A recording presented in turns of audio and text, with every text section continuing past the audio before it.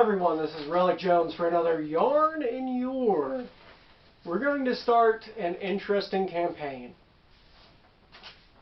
that ended in tragedy.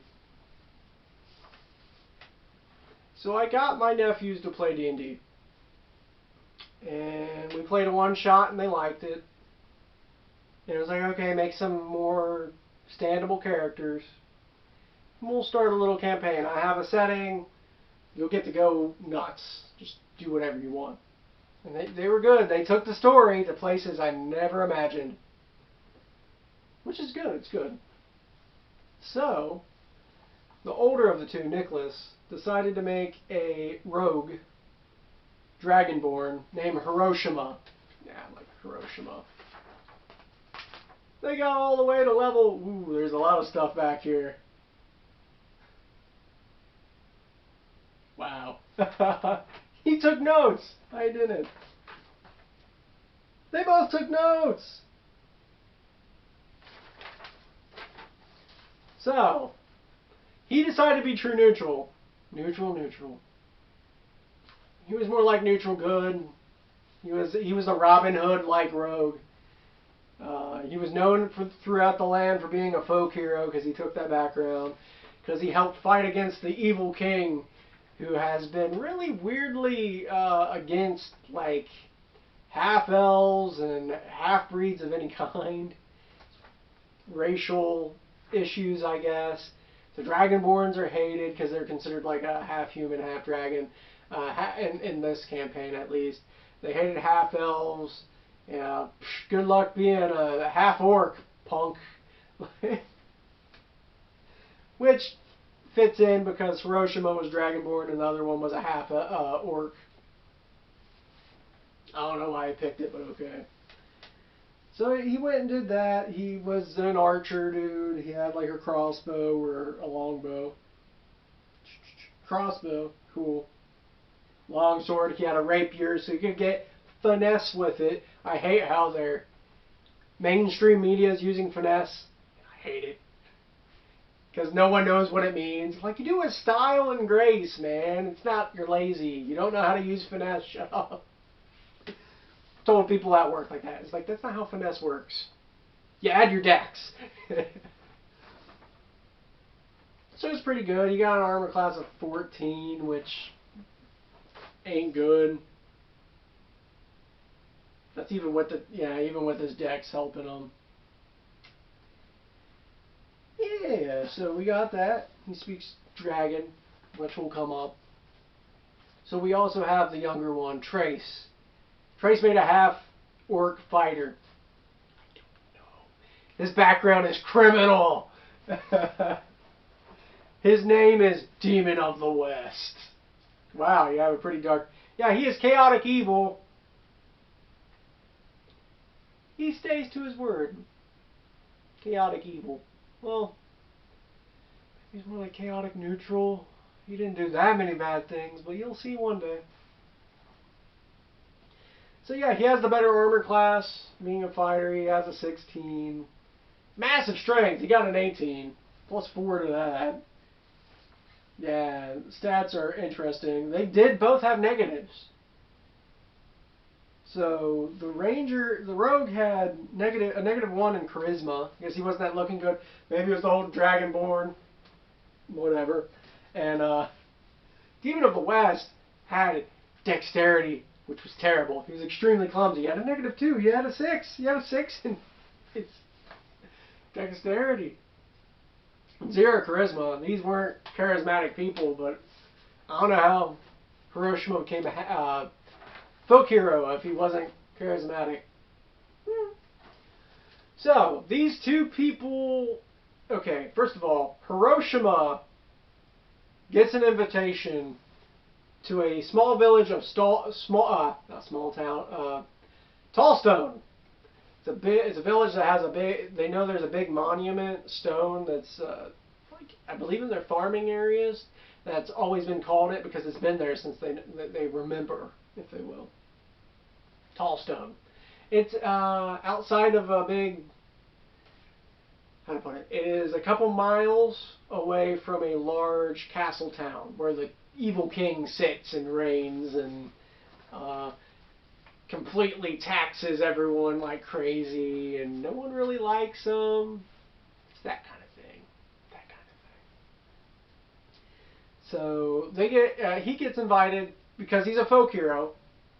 And I guess I was like, for several years now, for like 3 years, they've invited you to this festival. It's called the Estavil Festival, which means like summer festival. Or the Festival of the Arbiter of Ether is what they call it, because there was a hero called the Arbiter of Ether that came from that town and slayed a mighty dragon and saved the whole kingdom. Actually, like, this is a powerful wizard that would have been like the court wizard to the king at the time. This is like maybe 100 years ago, so maybe 2-3 kings ago, because kings' lives don't last very long when people always want to kill them. That's where I'm going with that. So he's invited, and on his way, he meets the demon of the West, and he's like, my family has been killed. It's like, you give me gold pieces to eat. Like, wait, what? What gold pieces to eat? He's like, yeah, my family would go and pillage all these villages and kill people and steal their gold, and all I've grown up is to know to eat gold. We're looking at traces, like, what's your character? It's like, yeah, I munch on gold, man. It's like, sure? So he's a really dumb... Yeah, he's dumb. Maybe he should have put his charisma stat, should have been his wisdom, but yeah. Oh wow. Hiroshima has negatives in Constitution. Just looking over these.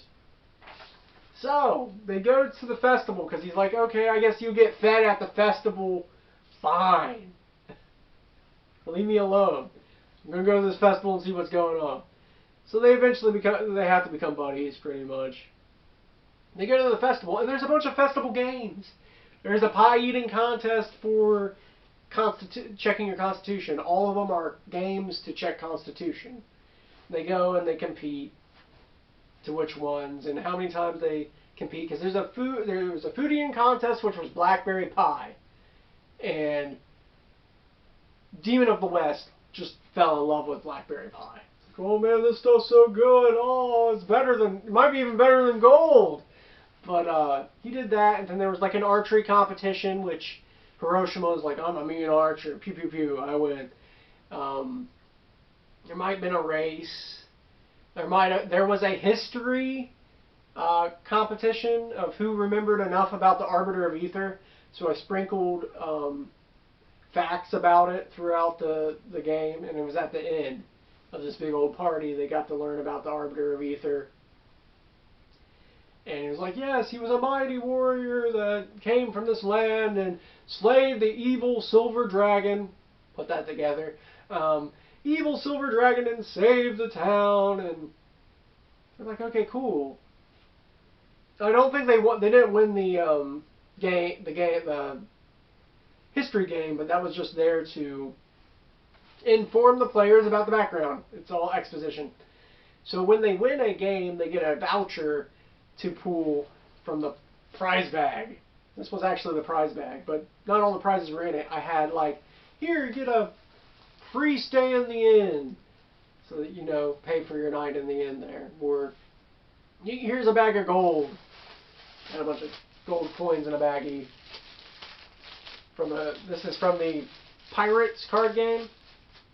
I like those gold pieces. Like there was food. You got a bunch of food you could win. It was a little voucher token because the festival was supposed to go on for like 3 days. I remember them winning a bunch of arrows.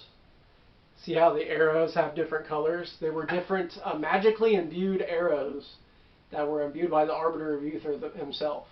And Hiroshima won them, and I'm like, yeah, I'll go and try to use them with my crossbow, which it worked. I'm not going to be a stickler about, no, that's actually a bolt. A bolt and an arrow. I wasn't a stickler on that because they love coal. They also had a chance, but I don't think they won. It was a mount. It was a stone horse that they could have thrown down and rode on. They didn't win that. There's like 6 or 7 because I was hoping for more people to play in the game. They also won a scroll because getting it, it's a town known for having a character called the Arbiter of Ether, a masterwork wizard. And they actually won a Fireball scroll, which was pretty cool. They won a scroll of Fireball that I even made and wax sealed it myself. I'm like, here.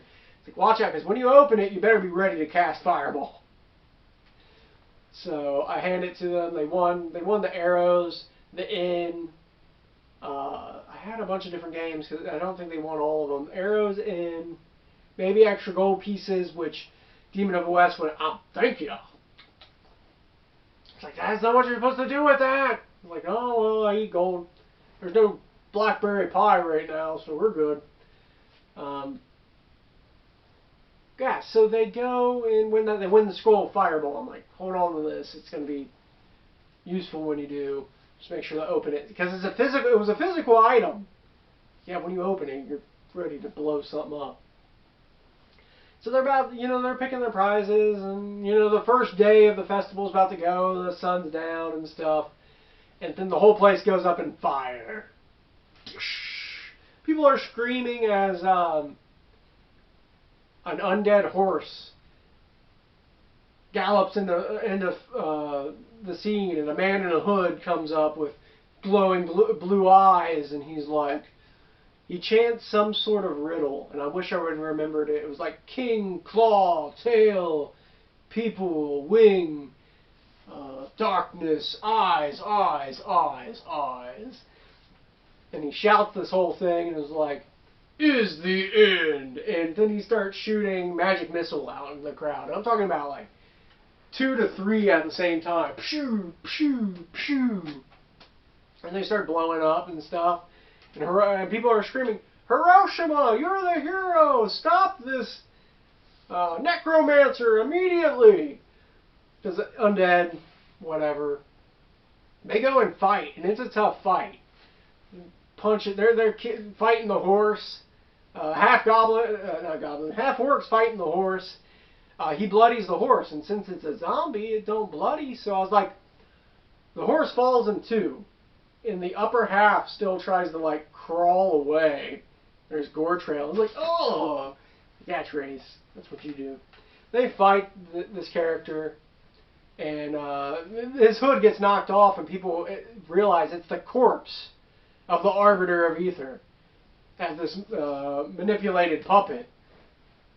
And he's shouting like frantic doom threats. The world will end. The end is nigh. Shooting like fire and magic missiles. And eventually, I don't think they killed him. I was going to have, hey, they get bloodied. Like the undead get bloodied. It don't work that way, but half health is the term. And then they like run away. Well, the horse didn't.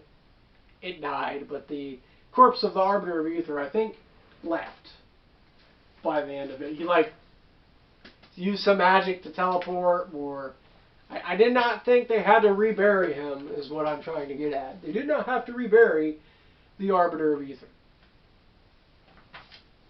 So yeah, they're bloodied, and it's like, yeah, we beat this guy. We beat your town hero. He had to be like a level 10-9 wizard. And it's like, oh, I think his magic must have been a little weakened as being an undead puppet of something.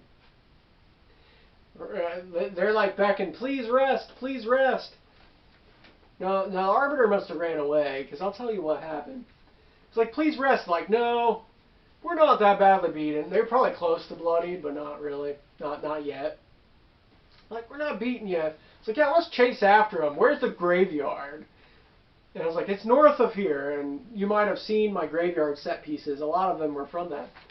So they go to the graveyard, and they start skulking around. It's like they were warning them. It's like, in this place, like, undead do pop up naturally. I think that was a thing. That was a thing in 4th or 5th. It's like, undead magics it doesn't mean necromancer. It just could show up.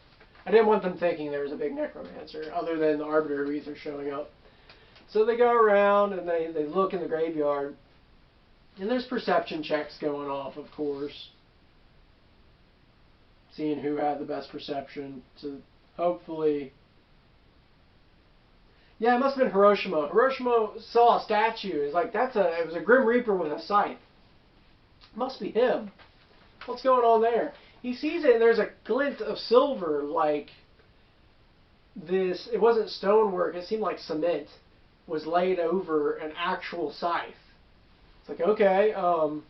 He's looking. It's like, I'm not the strongest guy. Demon of the West, can you break that off for me? He goes and he snaps it off. And down comes like the plaster or something, falls off this item, and it's like, yeah, you got a silver magical scythe. It's like, cool. And it's like, yeah, I'm using my scythe from now on. Which is the same problem that happened with Stella. If you're not proficient in the item, might not be that helpful. I think I gave it the life drain ability because scythes are cool. It's like, okay, we found this out in the graveyard, but why is it here? They're looking around, they find... I'd throw a few zombies at them, and they clear it out pretty well. Luckily, not having to use the magic fireball spell, but like Hiroshima loaded magic bullets with fire enchant to shoot them. Cool. I keep telling them, I was like, man, so you keep staying out here, and it's going to be trouble. You're going to probably have to go to the end. It's like, no, we're going to look around. They look, they find a tree, and they find, through the roots, they find what looks like the top of an archway. Maybe it was like an old basement window kind of thing going on. It's like, we want to dig there. We want to find what's going on here. I'm like, no, you hear large footsteps go behind you. You probably should look. And they find like a giant zombie troll or something like that. No, probably not a zombie troll because that'll be weird. But they found like a giant zombie thing with a big old think like Plants vs. Zombie behemoths stomping around. They climb up in a tree, and I'm rolling. It's like, man, if it finds you, you're dead. They hid from it. It's a zombie. Its perception isn't that good. So they're just chilling up there. We got a scythe. Maybe we should call it ends for this. Let's go back to the campaign. And I'm rolling. Every time they go through a place, I'm like rolling on a table. It's like, what do they find? What do they find? And I believe... It might have been now that they did. There's weird encounters that could happen, and I'll go through them. I think they found maybe a piece of paper that's from a diary that was about the Arbiter of Ether. And I had all these lists, and I don't have them verbatim, but it might have been something talking about, it's like, yeah, my potion brewing was doing very good, and I'm glad I made this new... magical hut out in the woods. It only appears for certain people that need it, giving them a hint for the future of something they needed to go do. And to tell them, every time they go and they travel between areas, you have a chance of finding this new random piece of lore that will drop on you. I was very inspired on like Slender Man pages, but I didn't want it to be something scary, just like, here's more of the lore and the backstory. But that was the first adventure that they went through. They went and got a magic scythe, and they fought the undead hero of a town. They're becoming legends in the town themselves. Next time I'll continue to tell you more about Tallstone. So this is Brother Jones signing out.